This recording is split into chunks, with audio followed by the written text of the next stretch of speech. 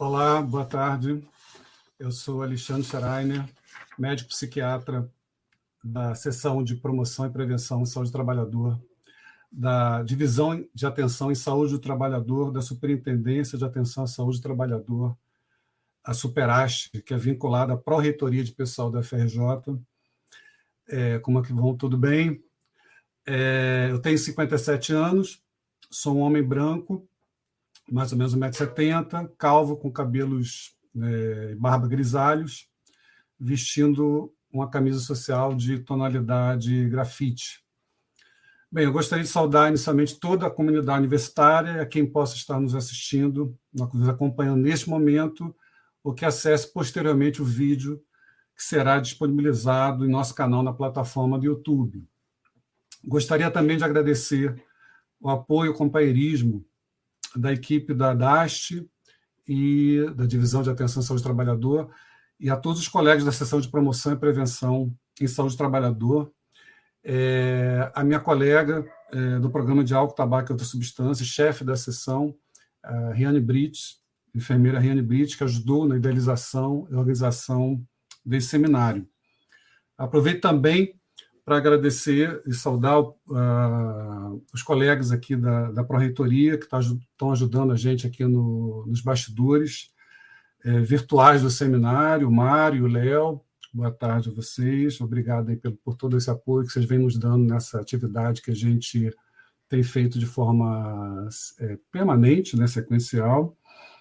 E a comunicação conosco agora vai ser, quem quiser depois fazer uma pergunta, vai ser via chat, todos os comentários, perguntas formuladas serão devidamente anotadas e abordadas quando finalizarmos a apresentação programada para o dia de hoje.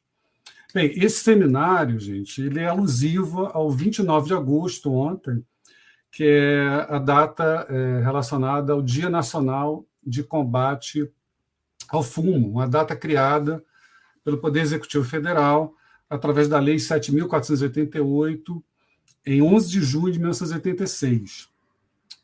Ela integra uma campanha de formação pública sobre os malefícios do cigarro. Então, agora, em 2022, 36 anos depois, temos muito a comemorar em função dos avanços que tivemos no Brasil a partir dos esforços liderados pelo Ministério da Saúde, através do Instituto Nacional do Câncer, e a institucionalização, naquele ano mesmo, de 1986, do Programa Nacional do Controle do Tabagismo, fundamental para a redução da prevalência de fumantes e consequente morbimortalidade relacionada ao consumo de derivados de tabaco no Brasil. Contudo, o tabagismo é um tema que exige nosso esforço e aprimoramento contínuo, constante, e consideramos atividades como esta, promotoras de discussão baseadas em evidências, de estudos de qualidade, uma oportunidade de ratificação e continuidade de um dos pilares do Programa Nacional de Controle do Tabagismo, que é voltado para as ações educativas em torno do tema da prevenção aos riscos do tabagismo. O tema do seminário, que a gente denominou a onda do cigarro eletrônico, se dirige à discussão tanto dos aspectos não verdadeiros desta forma de tabagismo, desta nova forma de tabagismo, a partir dos denominados cigarros eletrônicos, ou também chamados mods, pods, vapes, ou como denominamos, de uma forma mais técnica, esses dispositivos eletrônicos para fumar.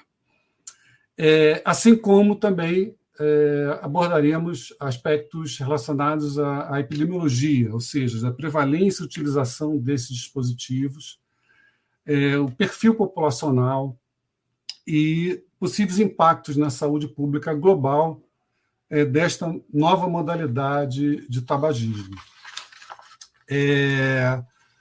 Patenteado na China em 2003, e com o início de comercialização nos anos seguintes, principalmente a partir de 2006, ou seja, mais ou menos 16 anos essa história, estudos populacionais internacionais, principalmente, demonstram que esses dispositivos eletrônicos para fumar vêm alcançando importante difusão em sua comercialização na Europa, na América do Norte e também aqui no Brasil, em especial junto à população jovem.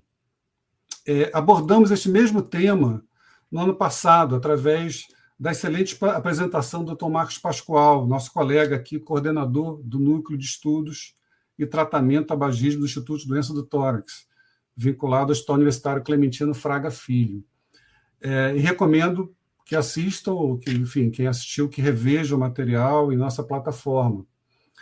Bem, antes de passar a palavra à nossa convidada de hoje, ressaltamos que esse seminário dá continuidade a uma proposta que temos de celebrar, homenagear o Dr. Alberto José de Araújo, falecido em setembro do ano passado, de 2021, cuja a dedicação integral do Dr. Alberto no desenvolvimento de ações de prevenção, assistência, pesquisa, ensino e elaboração de políticas públicas em relação ao tabagismo e à saúde pública no Brasil, reconhecidas nacional e internacionalmente, a sua disponibilidade para o debate e a generosidade em compartilhar todo o seu conhecimento, a gente sempre reafirma aqui que ele continua nos inspirando.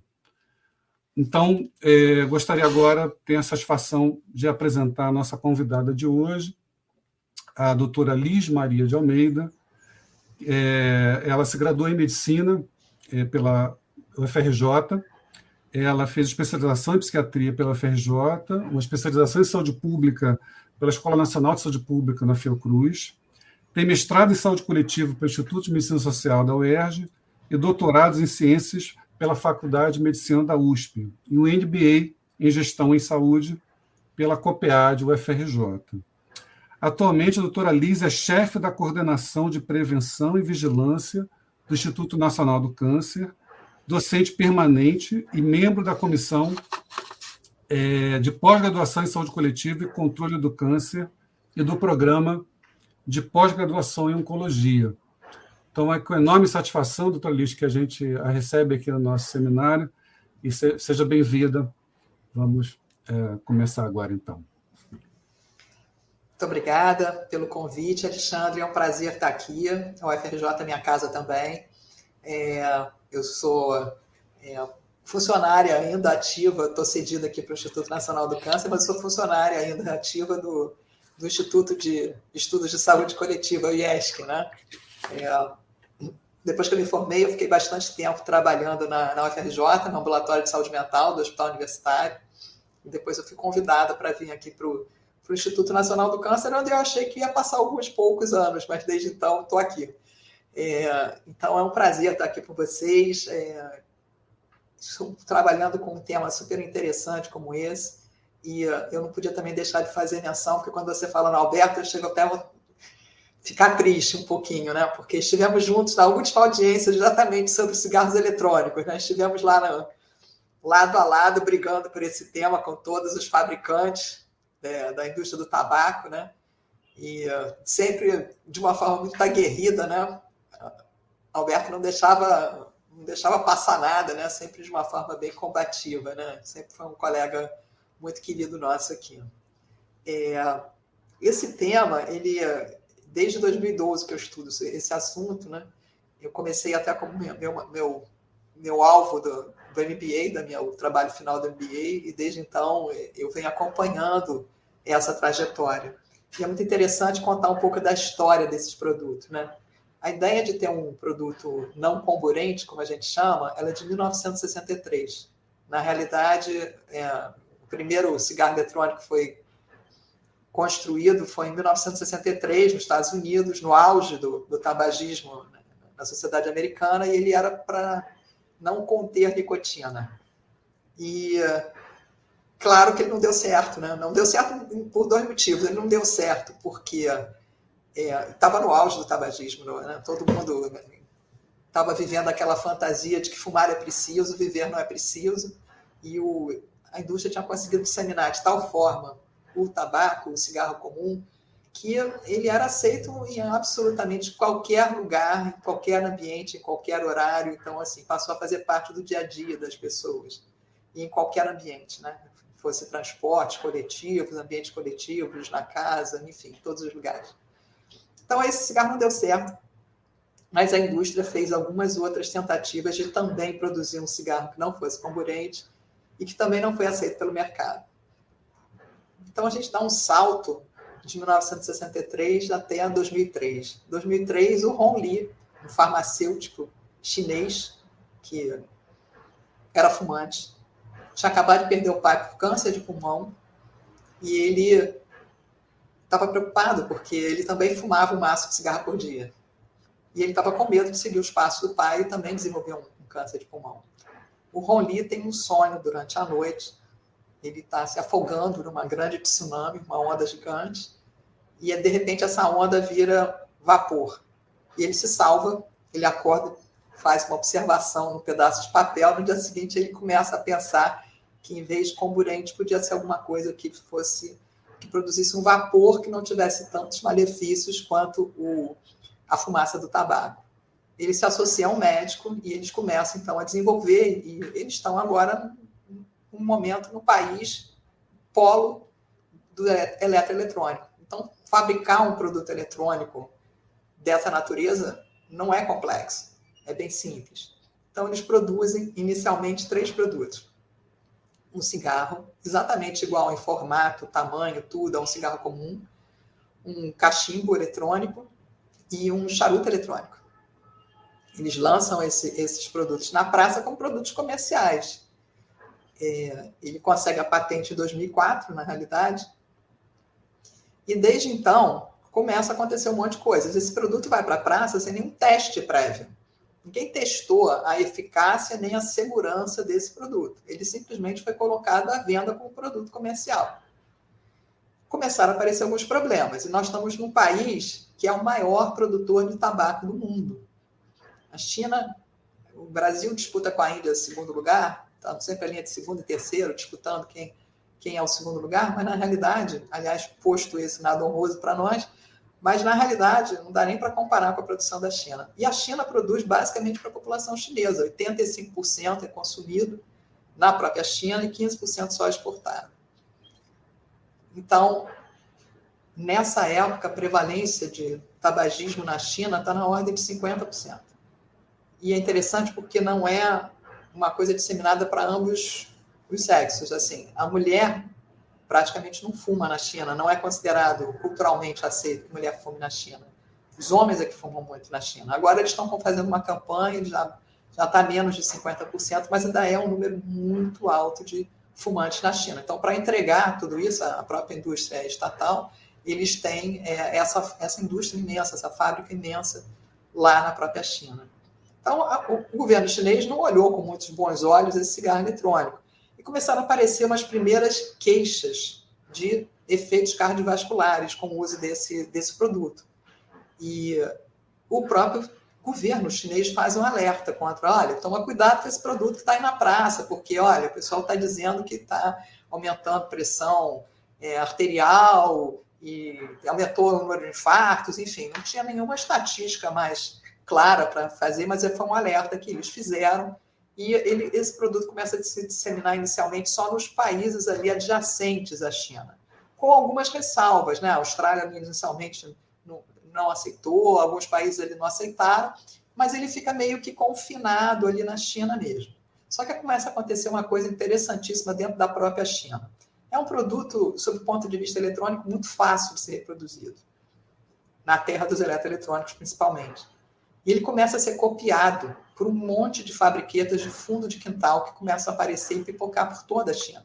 Eu me lembro que nessa época eu achei um site chinês que fazia uma advertência sobre as fábricas, que todas elas eram ilegais, porque estava plagiando o produto que já estava na praça, que seriam mais confiáveis, mas que a imensa maioria não seria. Então, assim, a própria China tinha um site, um ranking, dizendo todas essas fábricas que estavam. E o pobre do Hongli, que era esse chinês, começou a processar todo mundo, dizendo que aquilo dali ele tinha patente, que não podia, mas o pessoal alegava que tinham feito uma pequena modificação no formato, na cor, e etc. E que, portanto, não era o produto dele, era um outro produto. E eles brigaram anos, né? Enfim, ele perdeu todos os processos e 10 anos depois ele vendeu a patente para o Imperial College. desistiu de brigar pela patente. Nesse período que esse produto está na praça, sem nenhum tipo de controle, regulação, com todo mundo fabricando esse produto, fundo de quintal, milhões de fabriquetas, começou também a ter foi um fenômeno que as pessoas tiveram assim, uma liberdade para fazer os formatos também, porque começou a ter muita resistência do pessoal que era contra o fumo em ambientes fechados, principalmente, com o cigarro eletrônico. Então, eles resolveram, então, começar a fazer outros formatos que disfarçassem justamente esse formato inicial dos produtos que estavam tendo alguma reação contrária. E então começa a ter concursos de formatos de cigarros eletrônicos. Aparecem cigarros eletrônicos nos formatos mais impressionantes. Eu tenho uma coleção de fotos, assim, tem cigarros eletrônicos em formatos de arma, de granada, de pistola, de pente de metralhadora. Tem cigarro eletrônico para as meninas em formato de batom, vidro de perfume. Tem joystick para os meninos brincarem. Enfim, tinha concursos de formatos, de como você fazer, tinha campeonatos, os formatos mais diferentes de cigarros eletrônicos que pudessem ser inventados e criados. E, ao mesmo tempo, como é um produto totalmente desregulado, que não teve nenhum controle de qualidade sobre ele, começam a aparecer os primeiros acidentes também. Para começar com o carregador inicial do cigarro eletrônico, ele era univolt, não era bivolt. Então, se você colocasse na voltagem errada, explodia. E vários aparelhos explodiram, né? Ele também superaquecia, se a pessoa usasse direto, não tinha nenhum sistema de controle desse superaquecimento dos aparelhos, e teve cigarros eletrônicos que explodiram na boca das pessoas, arrebentaram a boca da pessoa toda, teve gente que morreu. Começam a aparecer, então, os primeiros acidentes. Como é que ele vai chegar na Europa? Ele chega através de um filme do Johnny Depp, que é sobre... O nome do filme é O Turista.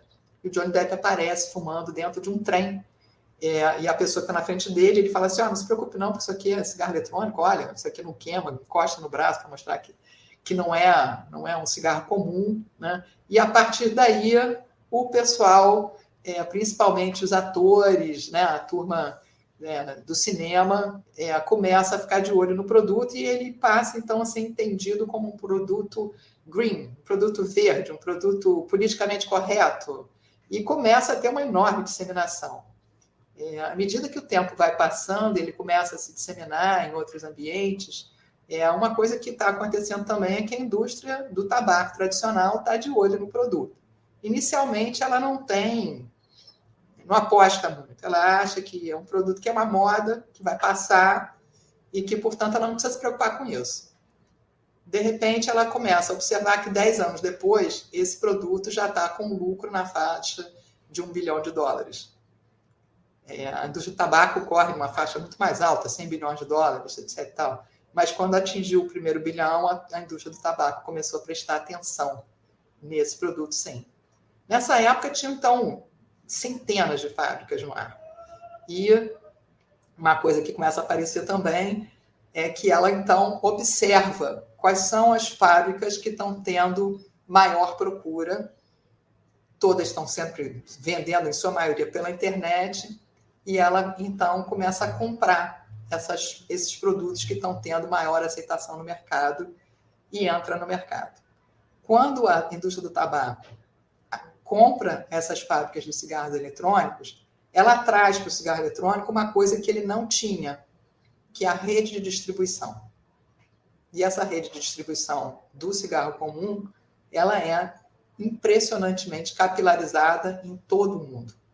E aí o cigarro eletrônico entra também nesse esquema de passar a ser oferecido em todos os cantos.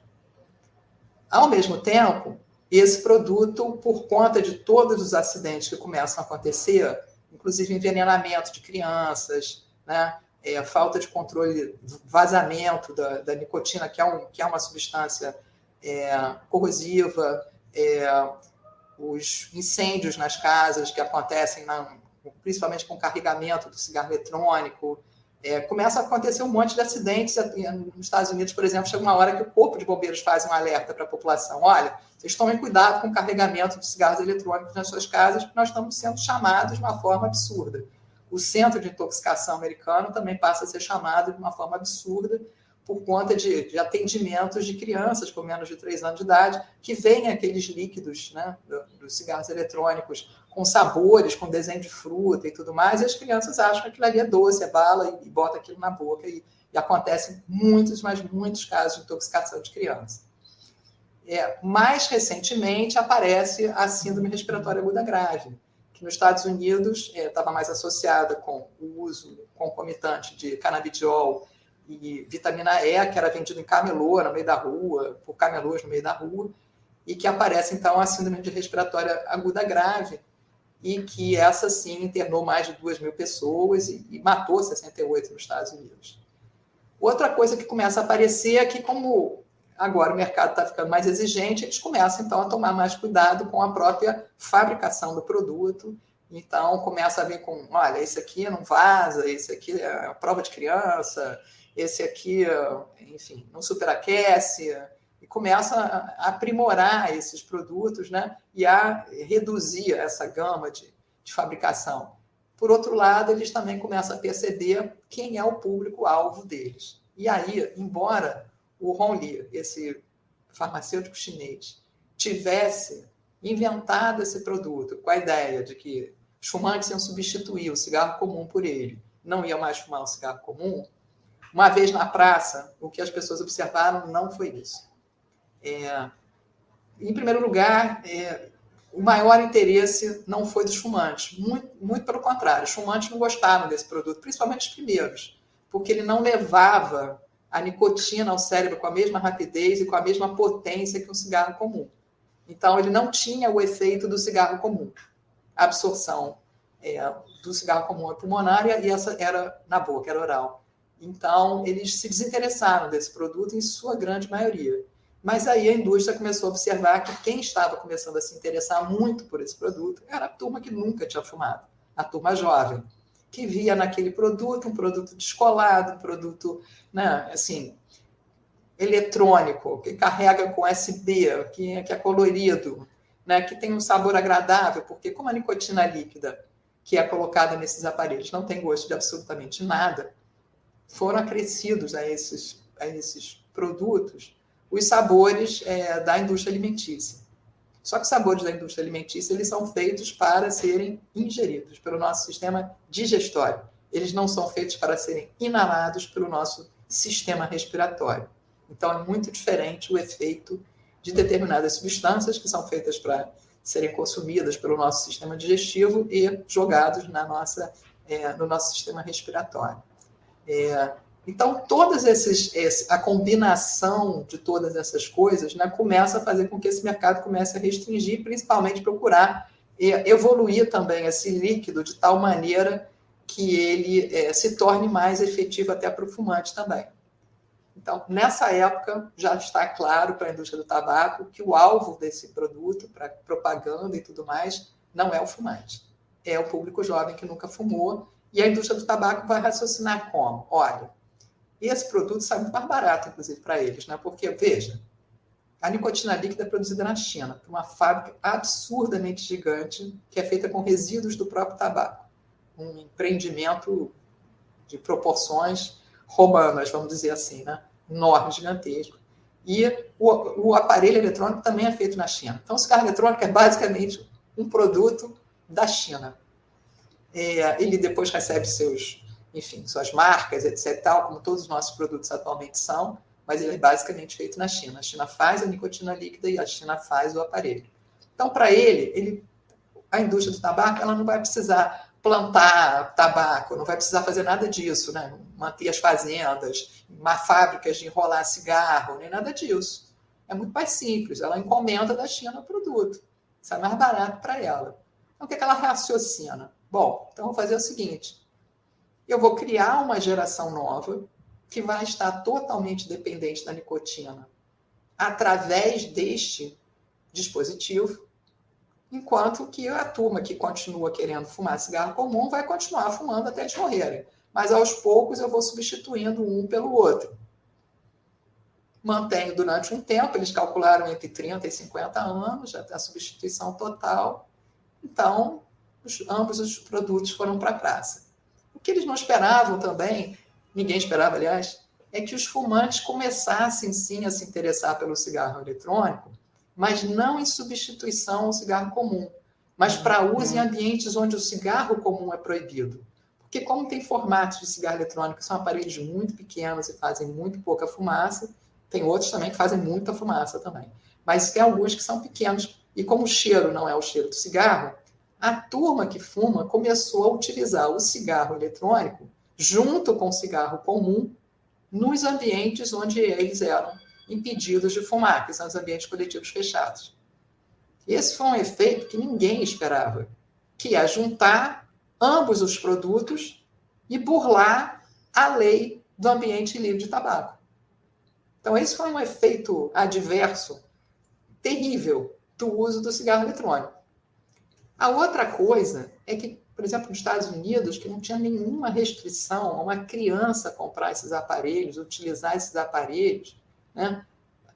Não foram só os jovens que começaram a usar, foram crianças que começaram a usar.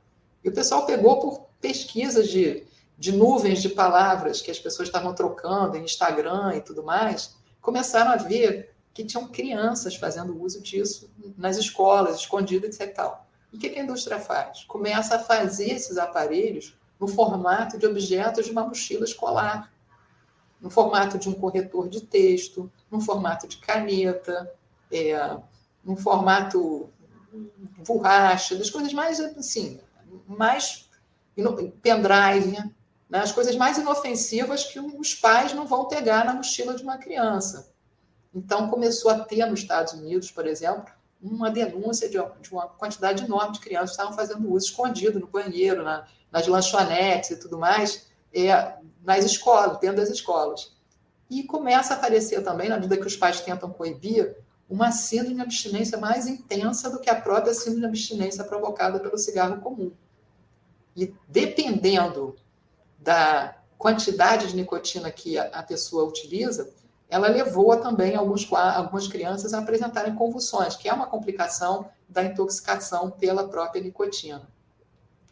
Então, hoje, o que a gente tem hoje? Né? Hoje a gente tem um produto que está totalmente inserido dentro da rede do mercado do próprio tabaco, faz parte do portfólio deles. Né? Eu até perguntei para eles numa audiência pública, eu perguntei se vocês acham que esse produto é tão melhor que o outro, né? Precisa substituir um pelo outro, por que vocês não tiraram o outro da praça no momento que vocês passaram a ter esse produto? Né? Porque quando uma indústria desenvolve um modelo melhor de alguma coisa, ela retira o outro da praça e deixa o mais novo. Aí eles responderam, porque a gente quer ter um portfólio que atenda todos os tipos de clientes. Então fica muito claro que eles querem manter ainda o cigarro comum para toda a turma que não se adaptou ao cigarro eletrônico e querem criar uma nova geração também de pessoas que usam cigarro eletrônico. Mas teve um terceiro efeito, que esse foi terrorífico. É que a turma que nunca tinha fumado e que passou a fazer uso do cigarro eletrônico passou a se interessar também em usar o outro produto, o cigarro convencional.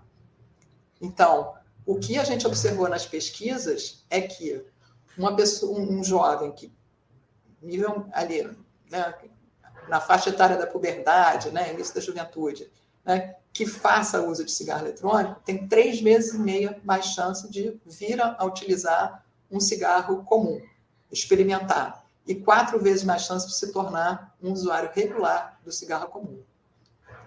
E sobrou a turma que queria parar de fumar. Será que essa turma conseguiu parar de fumar? As pesquisas até hoje não são consistentes em mostrando esse sucesso em fazer um determinado indivíduo parar de usar completamente o cigarro comum ou se tornar só usuário do cigarro eletrônico. Tem algumas pesquisas que mostram que algumas pessoas conseguiram fazer essa migração, mas o tratamento do tabagismo consiste em você deixar a dependência da nicotina. Então, se você continua fazendo uso do cigarro eletrônico, você não tratou a sua dependência da nicotina. Na realidade, você não tratou. E a base do tratamento do tabagismo é você tratar a sua dependência da nicotina. Né? Outra coisa que também aconteceu foi que ex-fumantes passaram a voltar a fumar a partir do momento que puseram o cigarro eletrônico na boca, porque basta entrar em contato com a nicotina. A nicotina é a chave do sucesso desses produtos todos. É ela que é a substância que desenvolve, que atua no sistema de recompensa cerebral, produz dopamina, produz uma sensação de bem-estar, e é atrás da nicotina que as pessoas vão. Então, no momento em que as pessoas passaram, que eram ex-fumantes, que passaram a usar cigarro eletrônico, acionou novamente toda a memória que elas tinham em relação ao cigarro comum, e elas voltaram a fumar o cigarro comum. E é por isso que a gente hoje faz esse alerta, porque esse produto passou a ser interessantíssimo para a indústria do tabaco e passou a ser uma forma de entrada no cigarro comum em pessoas muito jovens que nunca tinham colocado o cigarro na boca, talvez não colocassem, porque nossas campanhas sempre foram no sentido de avisar, olha, não faz isso, não comece a fumar. A relação mais custo-efetiva em relação ao controle do tabaco é as pessoas não começarem a fumar, né? Então, esse é o cenário que a gente tem hoje pela frente. Queria pedir para passar agora, Mário, alguns slides. Uma pessoa da nossa equipe fez um levantamento com os resultados da Pesquisa Nacional de Saúde que foi realizada pelo Ministério da Saúde, o IBGE, em 2019. Pode passar.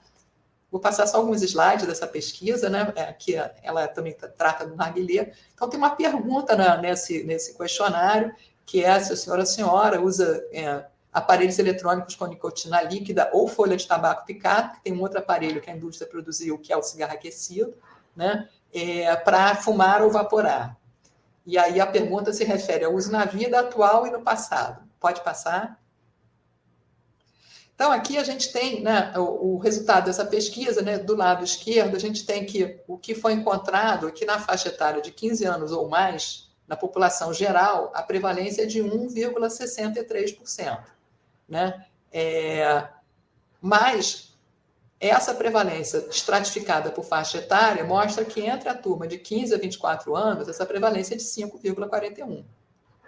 Na faixa etária de 25 a 39, é de 1,78%, na faixa etária de 40 a mais, onde estão concentrados boa parte dos fumantes que querem parar de fumar, só 0,24%, confirmando o que a gente está dizendo. Né? Isso na vida, né? Uso na vida, ter pelo menos experimentado esse cigarro eletrônico. Quando a gente pergunta se atualmente essas pessoas estão fazendo uso do cigarro eletrônico, que é essa figura do lado direito, essa prevalência cai, não é mais a prevalência da experimentação, para 0,64%. 0,64% no Brasil significa 1 milhão de pessoas, projetando a nossa população. E dessas, cerca de 70%, ou seja, 700 mil dessas pessoas têm entre 15 e 24 anos de idade. Então, a gente tem ali também, para uso atual, uma prevalência de 2,38% nessa faixa etária de 15 a 24 anos, uma prevalência de 0,57 entre 25 e 39 e de 0,06 em 40 anos ou mais, confirmando tudo que a gente está vendo que está acontecendo. É a população jovem, a população que nunca fumou, que está tendo maior aderência. Né? Próximo. Aqui a gente olhando esse uso, né, em relação às regiões do Brasil e em relação a sexo e escolaridade. A gente olhando aqui do lado esquerdo, as primeiras barras vermelhas, a gente observa que Centro-Oeste puxa o carro. E por que Centro-Oeste puxa o carro? Por causa da imensa fronteira que tem ali, da entrada desses produtos de forma clandestina pela fronteira. Então, principalmente ali em Mato Grosso do Sul, né, tem uma entrada grande de produtos ilegais no Brasil, não é só cigarro eletrônico, bebidas, cigarro comum, enfim, drogas, enfim. A nossa fronteira é bem complicada, seguido pelo Sul, que tem uma tradição de tabagismo muito grande, é a região que produz tabaco no país, né, e a região Sudeste, que também começa a receber muito carregamentos ilegais que entram ali pelo Porto de Santos. Por outro lado, a gente também olha aqui em relação ao sexo, que os homens, nesse primeiro momento, estão com uma aderência maior do que as mulheres, né? E quem tá adquirindo esse produto é a turma com fundamental completo ou mais, ou seja, são pessoas com maiores níveis educacionais e que têm uma chance também desse indicador ser um indicador de renda, e que isso também pode estar relacionado com o fato deles terem dinheiro para comprar esses aparelhos, que em alguns modelos são bem caros. Próximo. aqui, em relação a... Dentro desses grupos, a gente perguntou também, a gente tentou verificar em relação ao status de fumante de cigarro comum, né? Então, se a pessoa fuma atualmente, se fumou no passado, ou se ela nunca fumou. Então, se ela fuma atualmente, é essa cor vermelha aí nas barras, né? Então, a gente vê que na faixa etária de 15 a 24 anos tem pouquíssimos fumantes, a imensa maioria nunca fumou ou fumou no passado, né? E isso vai aumentar essa barra vermelha de fumante atual mais para a faixa de 40 anos ou mais, que é onde estão concentrados mesmo os nossos fumantes, em sua maioria, né? Tem também aqui ex-fumantes aqui de 25 a 39 e tal, mas assim, mostrando que, de uma forma geral, é a turma que nunca fumou mesmo, que está com uma maior aderência a esse produto. Acho que eram esses os slides, né, se eu não me engano, que eu trouxe aqui para vocês. Não sei se tem mais algumas, acho que não. Não, aqui já é a narguilé. Então, eu queria mostrar esses dados para vocês, porque acho que é importante para a gente agora abrir, para a gente conversar. Enfim, eu tenho... Vocês podem perguntar o que vocês quiserem, é uma história muito interessante, até as estratégias de marketing que a indústria fez, eles imitando todas as propagandas do passado. E uma coisa que eu também não comentei são os líquidos, né? Os líquidos, tem mais de 7 mil líquidos, combinações de líquidos para colocar nesses aparelhos. Tem concursos, tem convenções gigantescas que a indústria promove. Então, tem os aparelhos que são maiores, são os tanques, que fazem uma fumaceira danada. Então, tem concurso de quem evapora mais longe. Então, colocam duas criaturas, uma de costas para a outra, como se fosse uma coisa de faroeste mesmo. E aí elas têm que evaporar num determinado momento e tem uma régua gigantesca atrás delas para medir quem conseguiu evaporar mais longe. Então, são eventos, são convenções só com pessoas jovens, né, feitas para divulgar esse produto justamente dentro desse público jovem, né? Então, eu queria ouvir até alguns comentários de vocês em relação ao que vocês acham dessa conduta da indústria do tabaco em relação ao risco das novas gerações.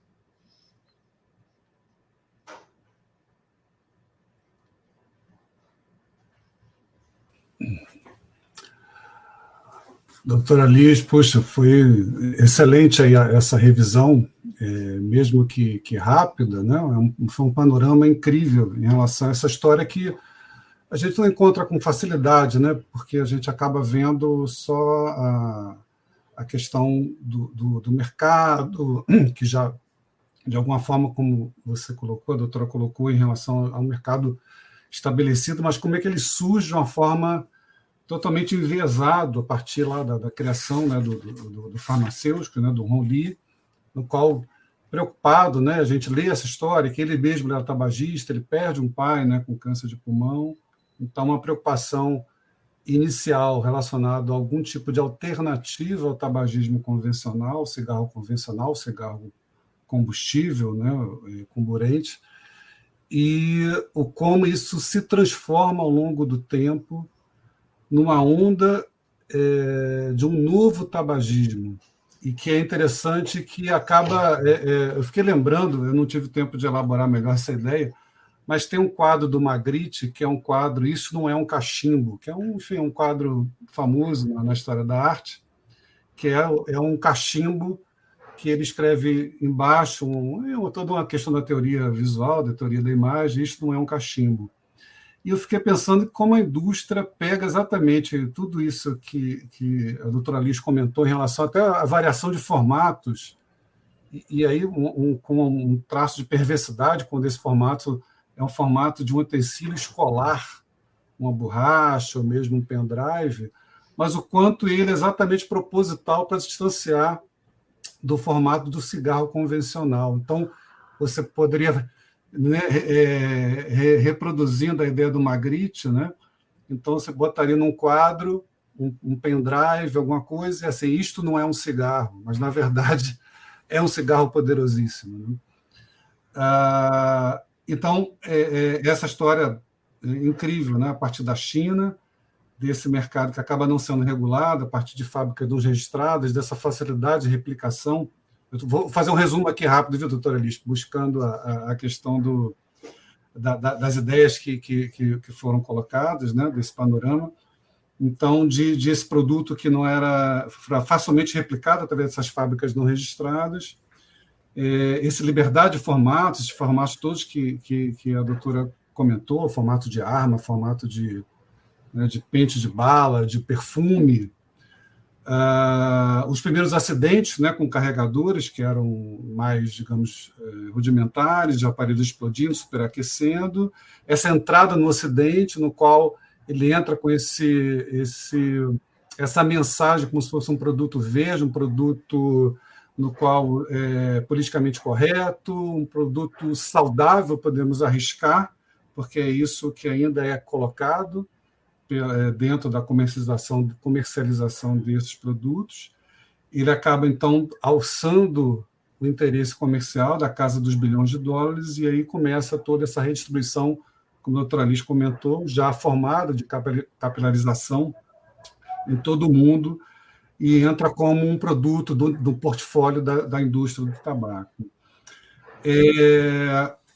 Eu fiquei pensando também, destacando, a gente pode destacar essa ideia, que é o público-alvo, quer dizer, de um público-alvo inicialmente como alternativa ao tratamento do tabagismo, pessoas dependentes, cigarro convencional, e há uma migração e uma modificação dessa, digamos, de uma proposta inicial para exatamente o público não fumante. Então, essas duas coisas do uso dual, né, do uso duplo de um cigarro que era convencional, a pessoa que usa o cigarro convencional começa a usar o cigarro eletrônico exatamente para fugir um pouco das restrições do uso do cigarro no ambiente público, da legislação restritiva do cigarro. Então, o cigarro eletrônico acaba se tornando, para o tabagista convencional, uma alternativa light, entre aspas, e bem aceita em termos do público. E, de fato, a gente observa, né,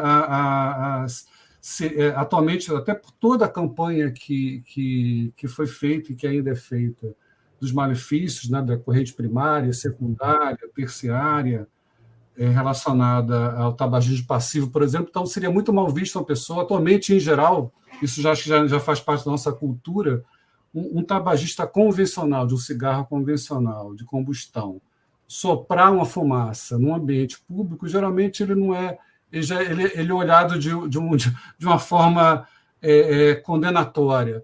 Agora, é incrível, a pessoa que usa os chamados vaporizadores, cigarro eletrônico, né, esses dispositivos, não. E a gente vê esse tipo de situação difundindo, quer dizer, o cigarro sempre foi também uma espécie de parceiro da formatação visual do cinema, por exemplo, né? Então, várias produções audiovisuais, séries, filmes, clipes de música se utilizam do efeito visual do cigarro, e é extremamente comum atualmente a gente observar a utilização dos dispositivos eletrônicos. Então, isso vai entrando uma espécie de mensagem de naturalização, de convivência com uma nova onda de glamourização do cigarro. Não deixa de ser o que a gente viveu, como a doutora Liz lembrou, né, como na década de 60, quando surgiu a primeira proposta de cigarro eletrônico, aquilo, você estava no auge ali do cigarro comum, e como ele não entregava, digamos assim, a quantidade de nicotina, né, que um cigarro convencional consegue entregar, não foi bem aceito, mas atualmente, com toda a restrição que depois começou a acontecer, a difusão dos malefícios do tabagismo, de como acaba se encontrando alternativa de novamente vir uma nova onda de glamorização.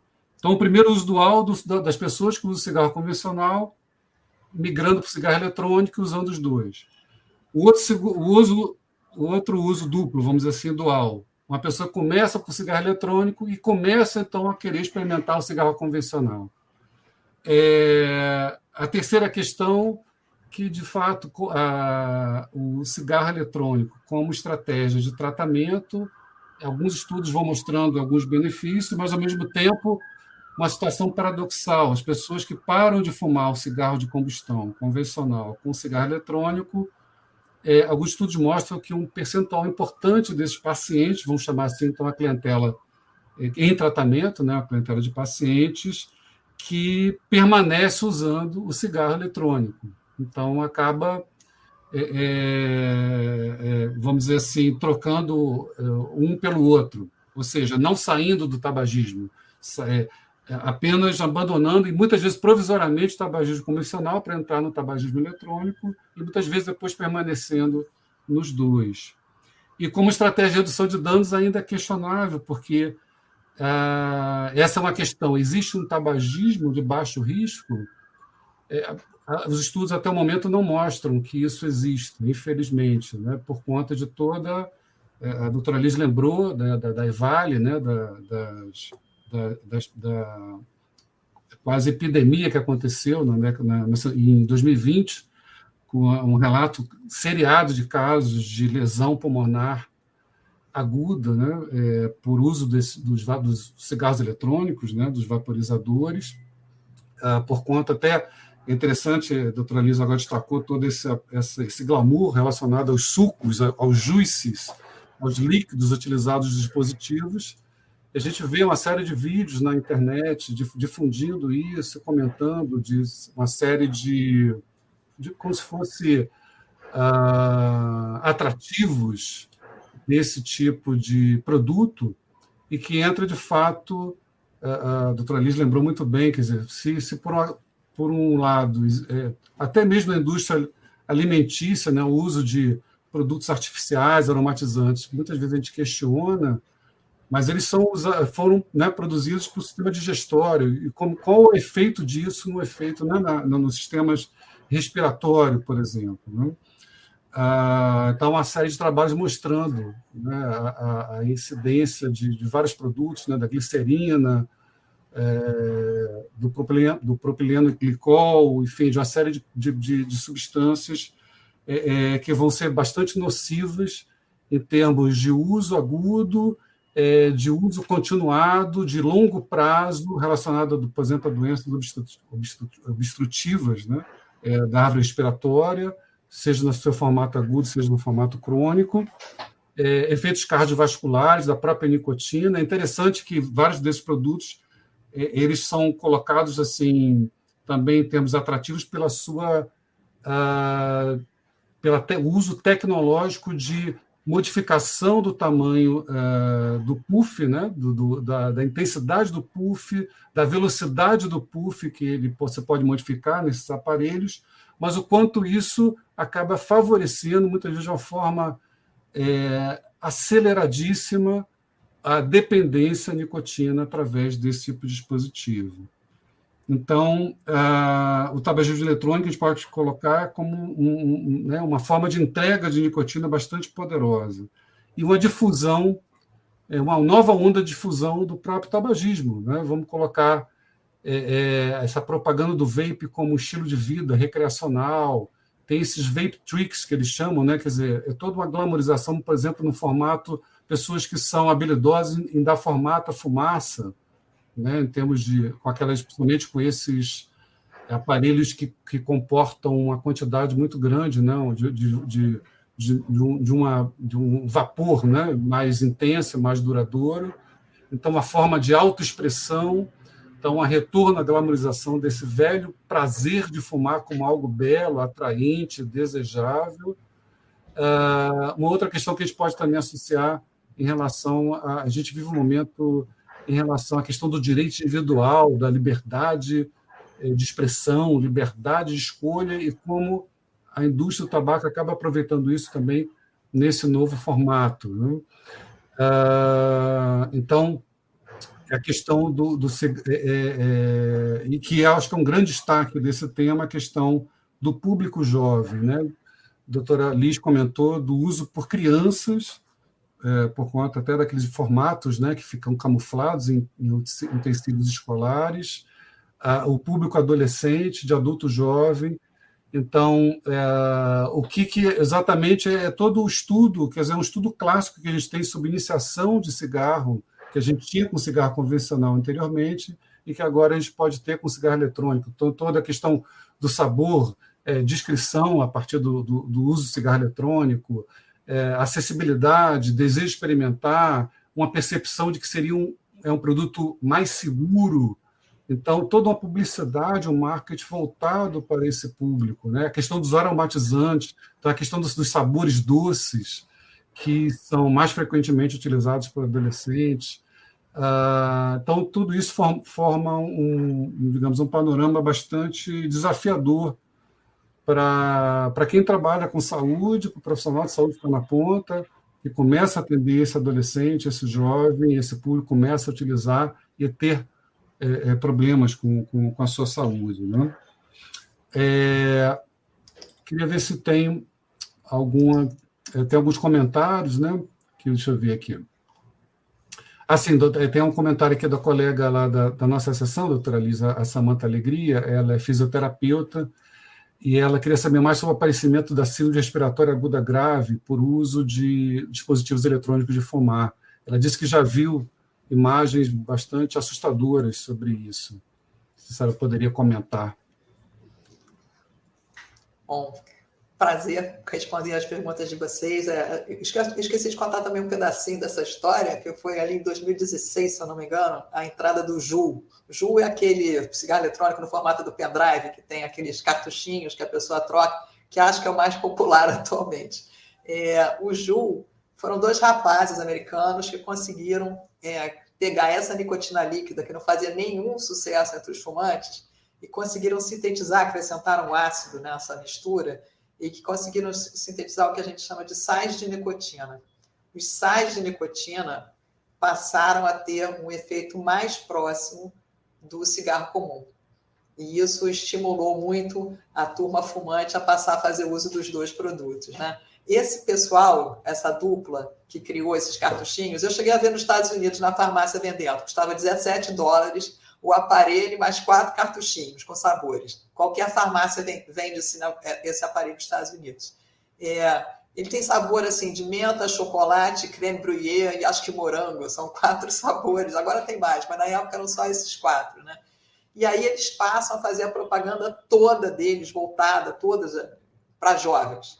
Eles foram processados nos Estados Unidos, foi o primeiro caso, né? Que foram processados nos Estados Unidos, né? E foram proibidos, né? Agora de vender o produto, né? Eles foram impedidos agora de continuar.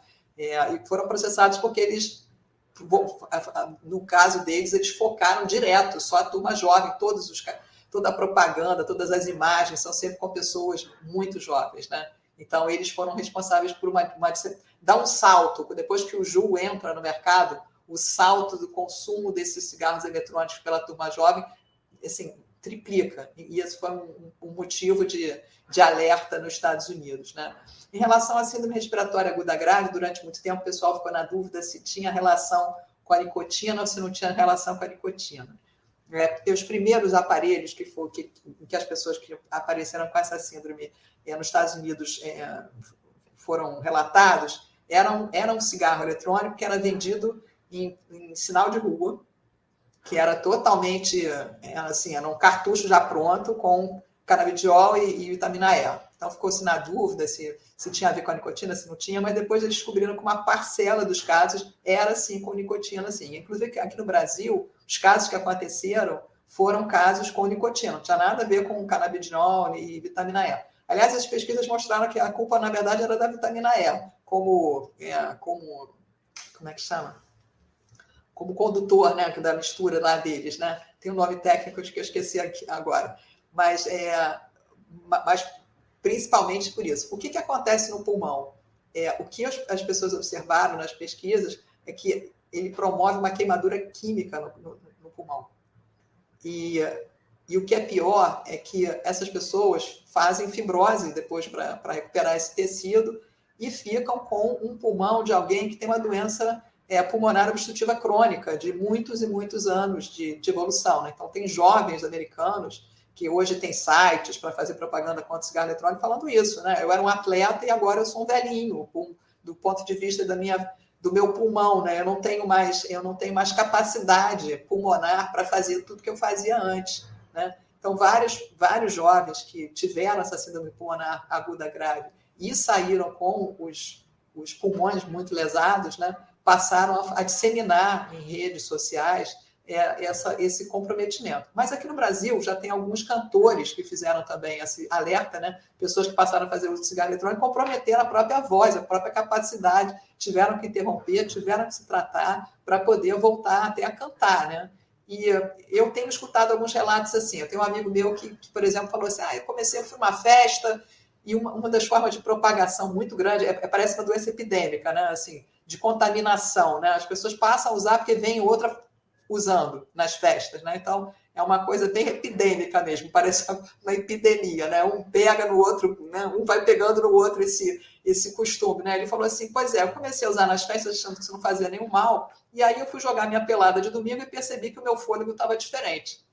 Aí falei, opa, vou parar por aqui, porque daqui a pouco não estou conseguindo mais jogar futebol. Então, é assim, na realidade, tem uma mistura aí da própria nicotina que tem efeitos sobre o sistema respiratório e cardiovascular, ela não é nem um pouco inofensiva, né? E tem também coisas que a gente vai descobrir aos poucos, porque os estudos estão chegando mais ou menos agora, né? Assim, das ligas metálicas que fazem parte desses aparelhos e que desprendem algumas coisas, uma das substâncias, por exemplo, que é eliminada é o formaldeído. O formaldeído é considerado uma substância cancerígena, mas o câncer é uma doença de longa evolução. Então, a gente só vai conseguir saber se de fato provoca, por exemplo, câncer quando a gente tiver 20, 30 anos de observação dos casos. Então, agora a gente não tem evidência disso. Mas a gente tem evidência que tem substâncias ali que são já classificadas pela Agência Internacional de Pesquisa em Câncer, né, como substâncias cancerígenas.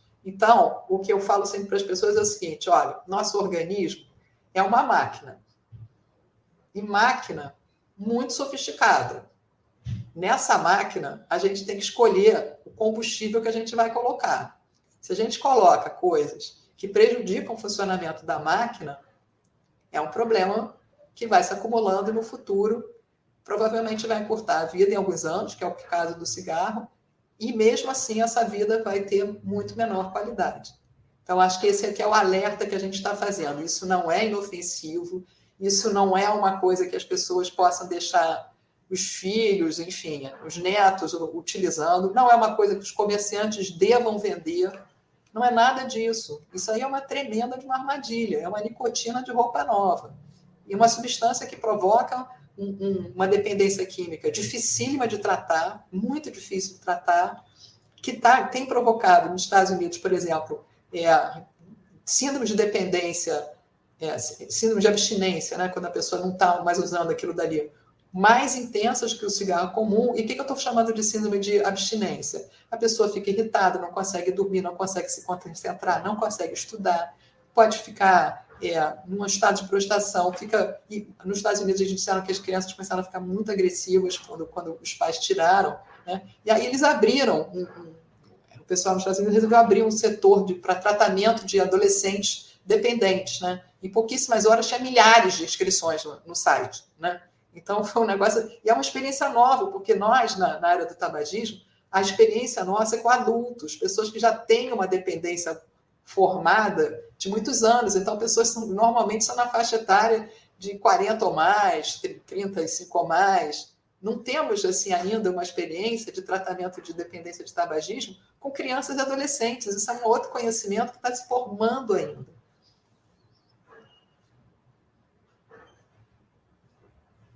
A Samantha está perguntando taxar com impostos altos esses produtos. Bom, a gente só pode taxar se eles forem oficiais, né? Atualmente eles são ilegais, né? Não pode vender no Brasil.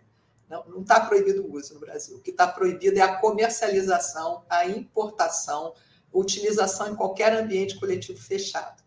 Não pode também fazer nenhum tipo de propaganda sobre esses produtos. A nova recomendação que a Anvisa determinou agora, depois de uma revisão extensa de todos os trabalhos que existiam sobre esse tema, foi não apenas manter essa recomendação de que você não deve comercializar esse produto, e essa proibição é baseada em 2 princípios que são fundamentais e servem para qualquer produto que a Anvisa queira liberar na praça.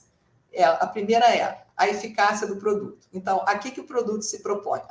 Se propõe a ajudar as pessoas a parar de fumar. Não existe ainda evidência científica consistente que mostre que, de fato, ele está ajudando as pessoas a pararem de fumar, mas, pelo contrário, ele está ajudando as pessoas a começarem a fumar o cigarro comum.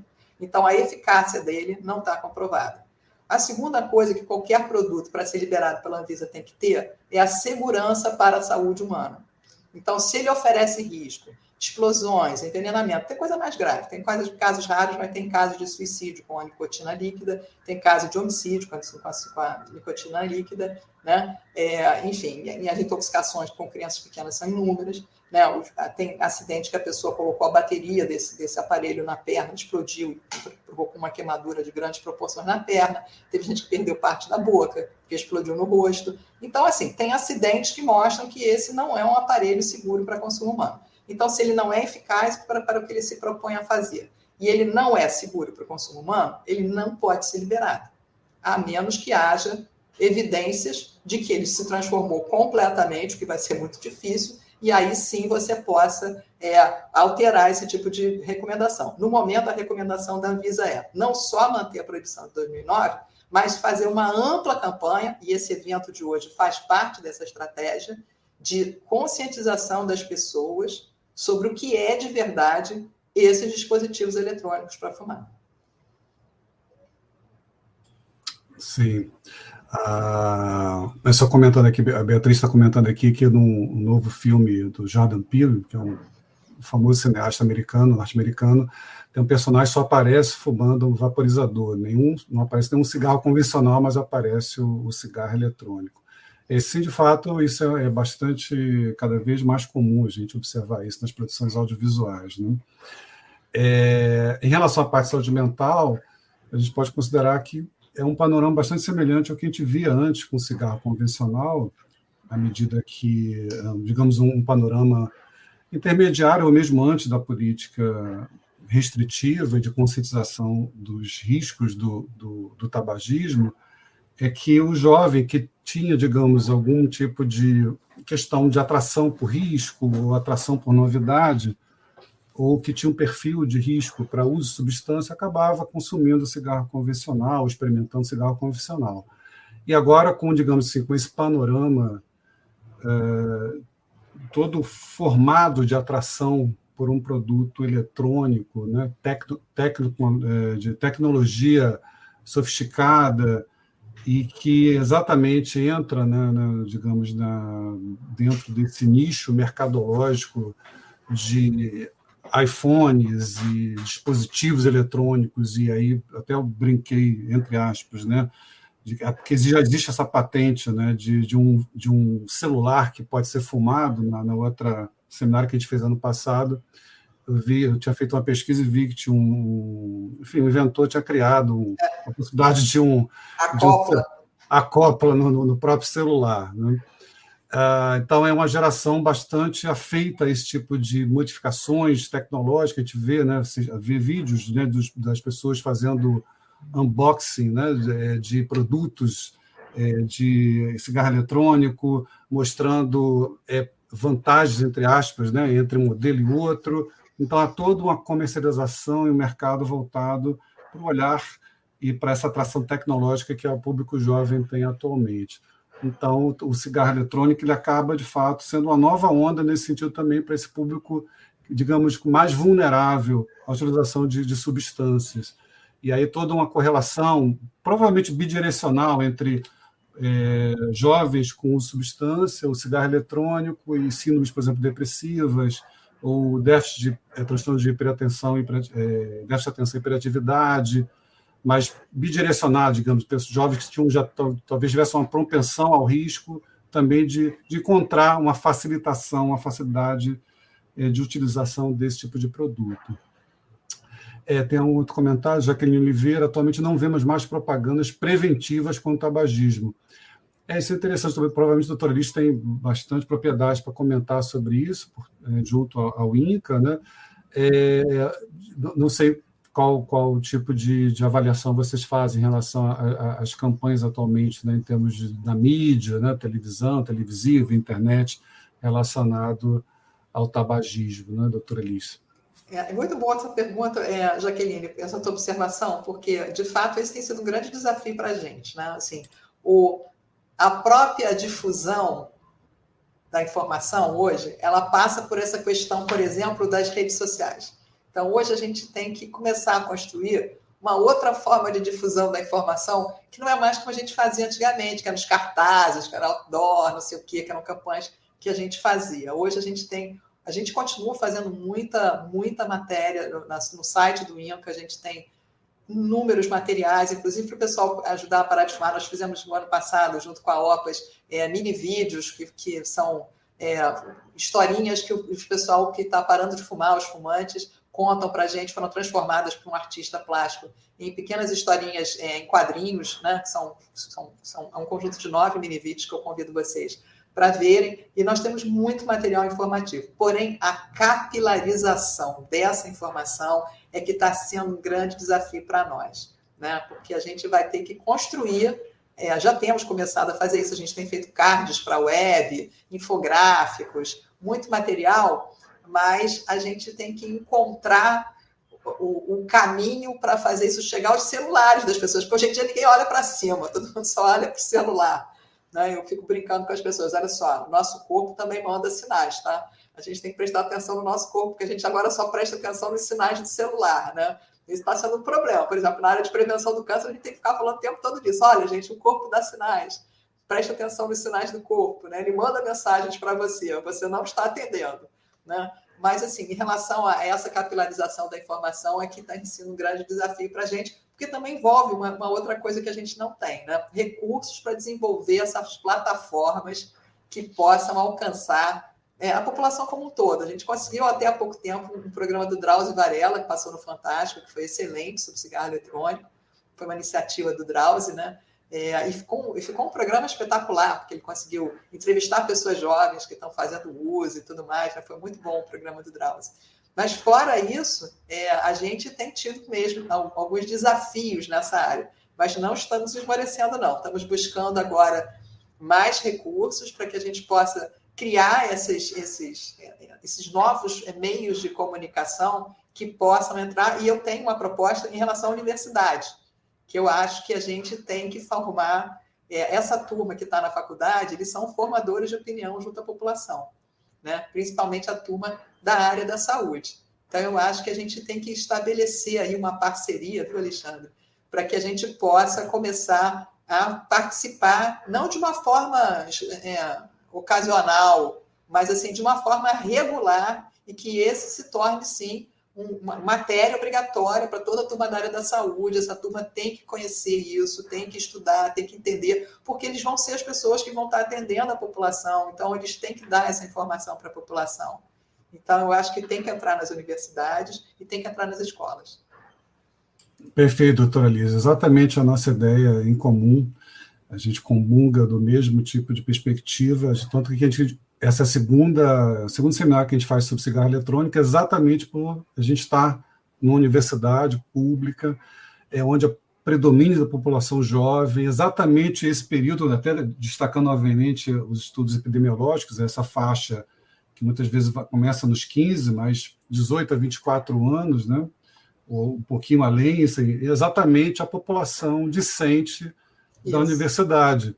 Então, é essencial, fundamental, e já podemos afirmar isso, depois a gente volta a entrar em contato, doutora Lixo, sem dúvida nenhuma, há um alto interesse nosso, da nossa seção de promoção e prevenção em saúde, apesar de ser vinculada mais especialmente à saúde do trabalhador, ou seja, do corpo de trabalhadores, docentes, técnicos administrativos, mas, sem dúvida, por estarmos na universidade pública, do tamanho da FRJ, é nossa, considero obrigação estarmos difundindo essa informação de qualidade de promoção de saúde, prevenção relacionada à questão, no nosso caso aqui, o tabagismo, vários outros temas a gente tem tentado, enfim, levar à comunidade universitária, mas esse tema é um tema essencial. Então, sem dúvida nenhuma, a gente vai depois estabelecer essa parceria para que a gente possa tocar ações de prevenção de saúde em relação à universidade.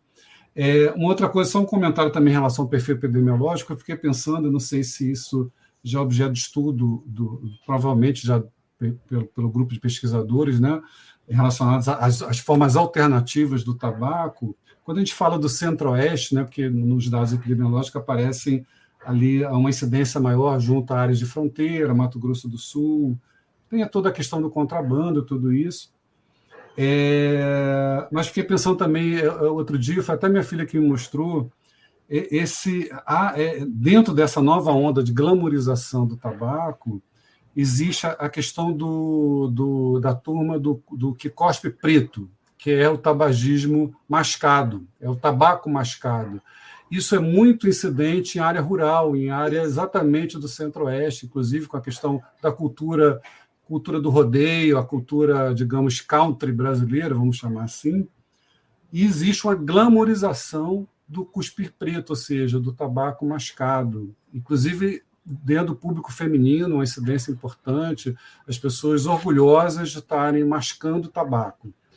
Então, acho que há uma associação, como, enfim, essas capilarizações do tabaco, eles são bastante complexos, então a questão cultural é extremamente importante. Então, talvez haja aí um contato entre o tabaco, né, o tabagismo a partir dos dispositivos eletrônicos e usos alternativos, quer dizer, não do cigarro combustível, mas de outros tipos de tabaco, do cigarro, da volta do rapé, da volta desse cigarro mascado. Então, há todo um mercado também atuante, né, nessa questão que a gente tem que estar, de alguma forma, monitorando, vamos dizer assim. Outra coisa, a doutora Liz comentou do Sul, que é a região que produz, né, a principal região fumicultura nacional. Só lembrando que a gente teve um excelente seminário referente ao Dia Mundial Sem Tabaco, em maio, que a gente fez com uma colega, a professora da Universidade Estadual de Ponta Grossa, a professora Isabelle Bortoli. Foi excelente, que falou um pouco da realidade exatamente lá da fumicultura na região sul, né? No caso lá do Paraná, foi excelente.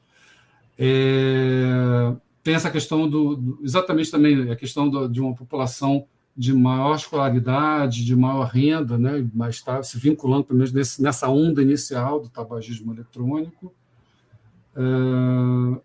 E isso também que a doutora Liz comentou no final desses concursos, né? Novamente, né? A glamorização desses líquidos, desses sabores, desses aromatizantes a partir dos dispositivos eletrônicos, né?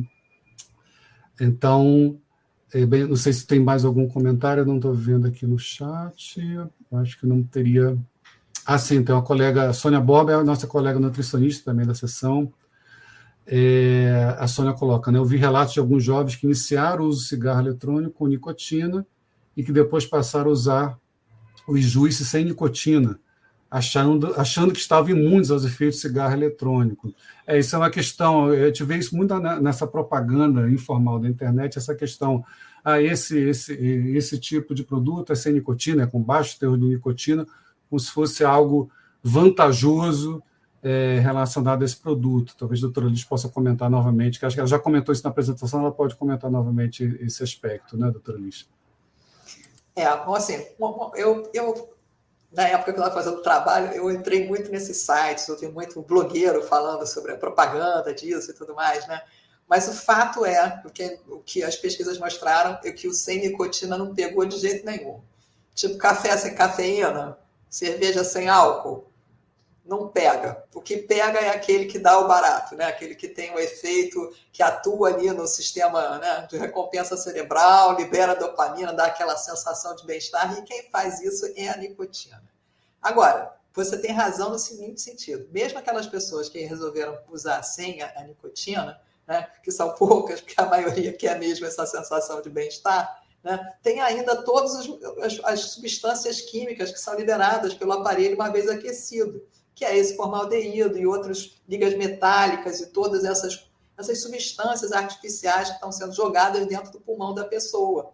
Então, assim, não é de forma alguma inócuo, de forma alguma. Essa é a propaganda da indústria. Aliás, quando começaram a fazer as propagandas, eles falavam assim, eu entrei em vários sites, eu fiz a minha pesquisa, eu peguei todo o material que era dito para entender como é que eles estavam fazendo a propaganda do produto. Então, eles não tinham nenhuma informação sobre o produto, na verdade, não sabiam nada sobre o produto. Então, o que eles diziam era, esse produto não amarela o dente. Esse produto não causa câncer. Esse produto não deixa seu cabelo com cheiro ruim. Então, essa era a propaganda do produto, porque como não tinha nada para dizer sobre o produto, então, né, assim, tinha blogueiros falando sobre isso. Olha, esse aqui, tudo bem, você usar na festa, não vai ficar com cheiro de cigarro, não vai fazer nada disso, ninguém vai se preocupar com você, nem nada disso. Então, assim, toda a propaganda foi feita em cima da ignorância absoluta sobre o que o produto podia causar, né? E foi assim que esse negócio foi difundido. Foi uma coisa muito interessante. Eu peguei, por exemplo, as mensagens eram sempre as mesmas, elas eram feitas na China e eram traduzidas para o português.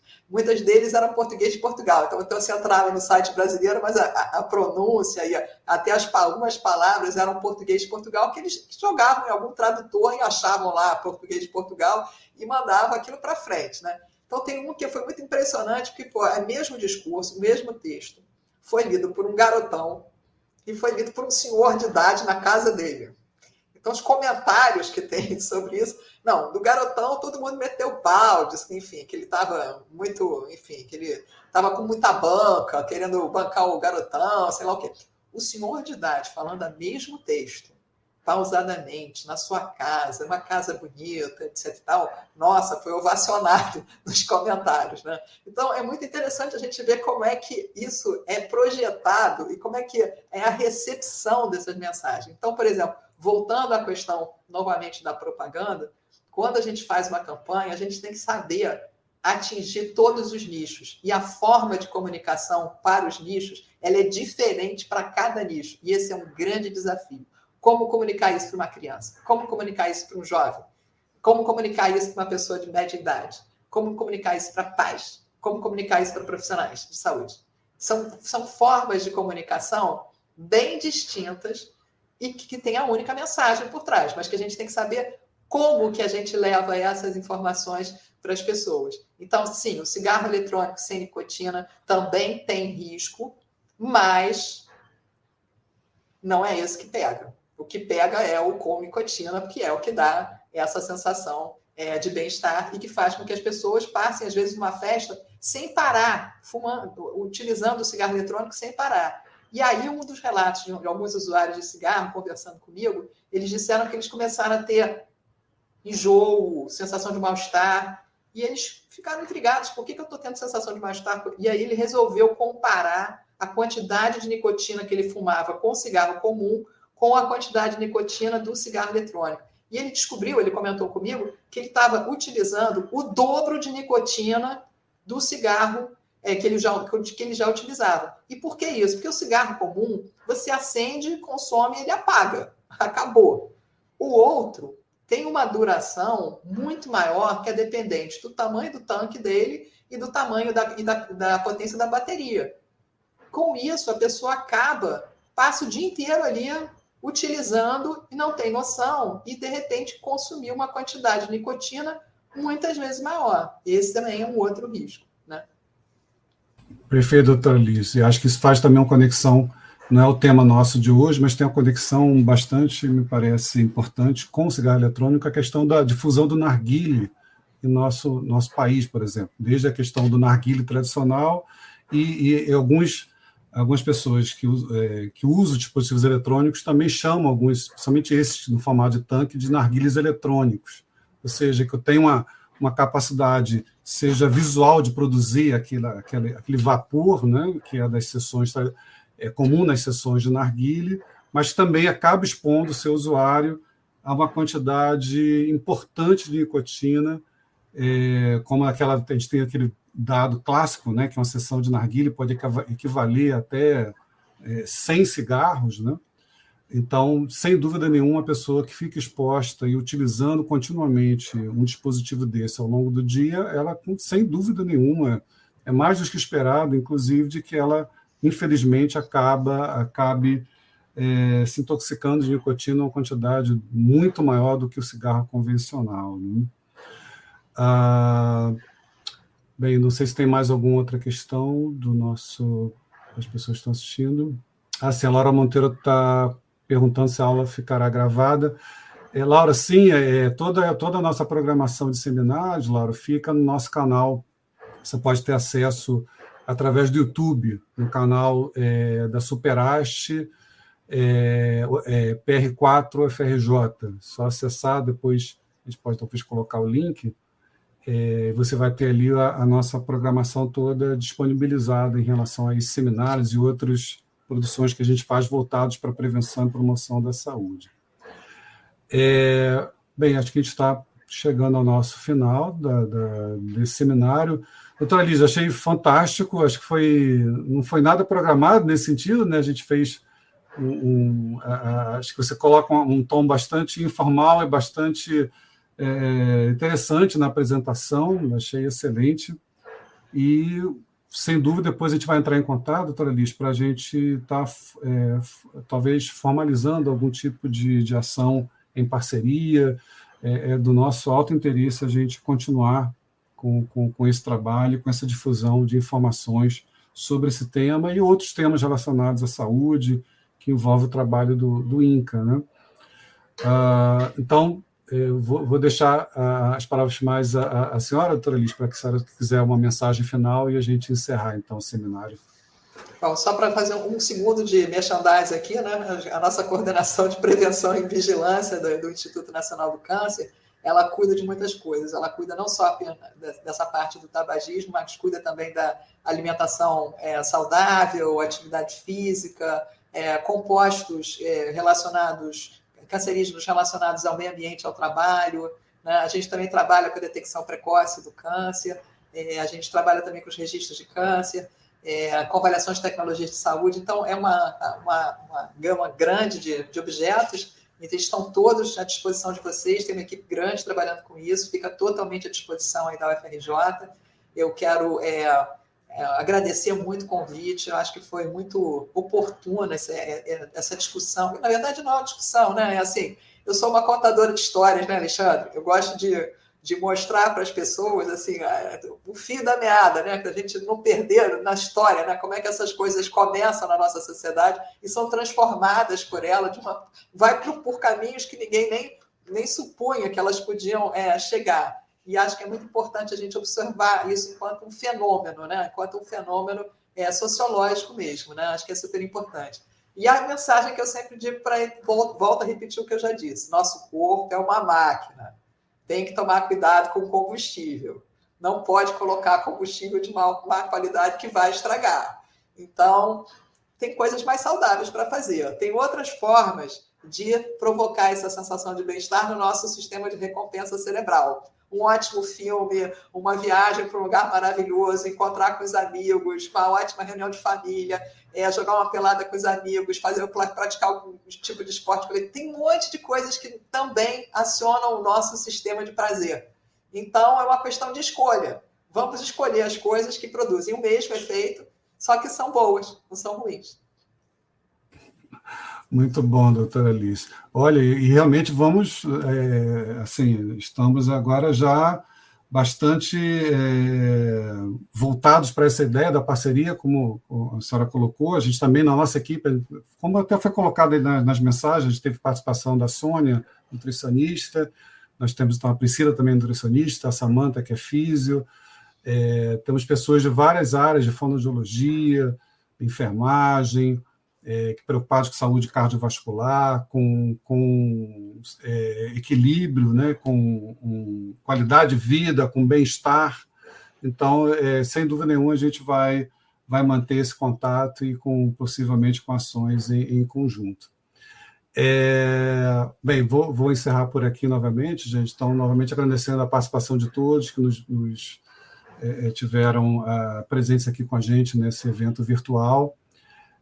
Agradecer novamente a cooperação dos bastidores do Mário e do Léo, por conta da Pró-Reitoria de Pessoal, são parceiros antigos, que a gente sempre agradece esse apoio em relação à parte aqui da tecnologia, dando nossa ajuda aqui na organização do evento.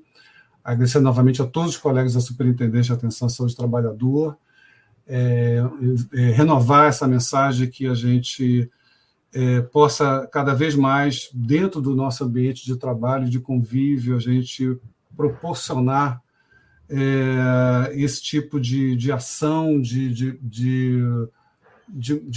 um espírito, né, de uma forma de pensar e de trabalhar, sempre preocupado com a saúde integral do nosso trabalhador e como é uma universidade também, incluindo o nosso aluno dentro desse movimento em busca de uma vida melhor.